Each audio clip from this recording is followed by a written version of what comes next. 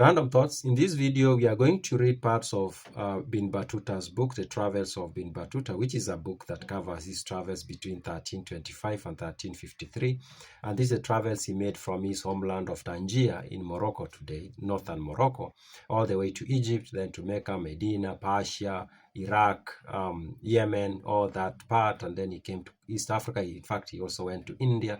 Now, when he comes to East Africa, he visits Zeila, he visits Mogadishu, then he visits Mombasa. And now in this video, we are going to read a part where he describes his visit to Kulwa or Kilwa, which is a city that is mentioned a lot by old documents, but unfortunately that city is not existing today. It's not there. And I'm always wondering what happened to Kilwa and why didn't it survive like Mombasa or Zanzibar or Mogadishu.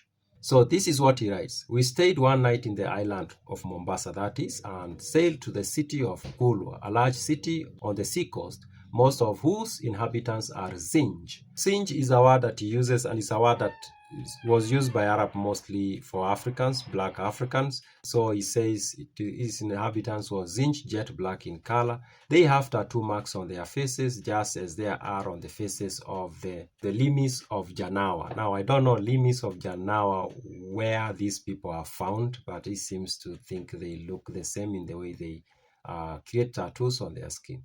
I was told by a merchant that the city of Sofala lies at the distance of half a month journeys from the city of Kilwa. That's between Sofala and Yufi. In the country of the Limis is a month journey from Yufi. Gold dust is brought to Sofala.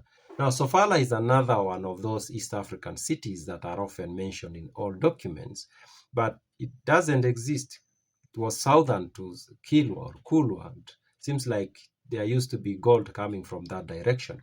The city of Kilwa is one of the finest and most substantially built towns. Since Kilwa was a major town, all buildings are of wood and the houses are roofed with disrid. So maybe it could be the fact that the city was built of wood, and maybe at some point it became irrelevant commercially and it was abandoned. The rains are frequent. It rained a lot. That could be another factor, actually. If there was wood and it's in a rainy area, of course, the wood decays very fast, or faster than it would have decayed if it was in a desert, for example. Its people engage in jihad because they are on a common mainland with the heathen Zinj people and contagious to them. So Kilwa was not an island. It was on the mainland along the coast.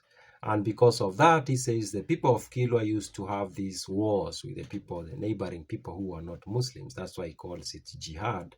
And he calls the people the other people as heathen Zinj, which means they were not believers. And of course, they are the people of Kilwa who were the same color, but they were Muslims. And they are, for the most part, religious and upright and Shafites in right. So he describes their religious belief system. They were of Shafites, and he also says they were religious and upright people. And he continues to say, its sultan at the period of my entry into was Abu al-Muzaffar Hassan. This was the sultan of Kilwa during this time, who was called also by the appellation of Abul Mawahib, on account of the multitude of his gifts and acts of generosity. He used to engage frequently in expedition to the land of the Zinj people, raiding them and taking booty, and he will set aside the fifth part of it to devote to the object prescribed for it in the book of God Most High. He used to deposit a portion for the relatives of the prophet in a separate treasury.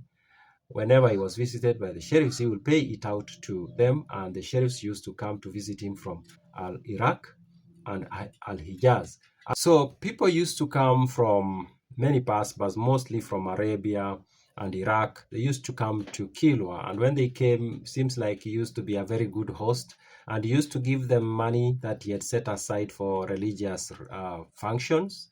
And then he continues to say, amongst them Muhammad bin Jamaz, Manzur B, Lubeida B, Abu Numay, and Muhammad bin Shumaila B, Abu Numay, and at Magdashu I met Tabl bin Kubeish bin Jamas, who was intending to go to him. So he names a few of the people who he knew had gone to Kilwa to visit. This sultan is a man of great humility. He sits with poor brethren and eats with them, and greatly respects men of religion and noble descent. Then he continues to say, I was present with him on a Friday when he had come out of the mosque after the prayer and was proceeding to his residence. He was accosted by a poor brother, a Yamanite, who said to him, O Abu al-Mawahib, he replied, at your service, O Fakir. What do you want? The man said, give me those robes that you are wearing. He said, certainly, I should give you them. The man said, now, and he said, yes, now.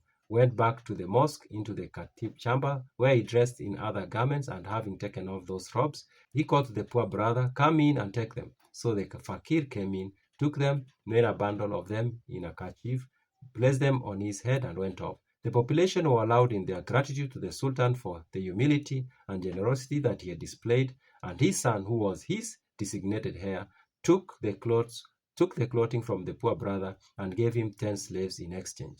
When the Sultan learned of the gratitude expressed by the people to him for that action, he too ordered the fakir to be given 10 heads of slaves and 2 lots of ivory, for most of their gifts consist of ivory, and it is seldom that they give gold. So in Kilwa, ivory has a lot of value, of course, alongside slaves. They don't give gold as gift as much.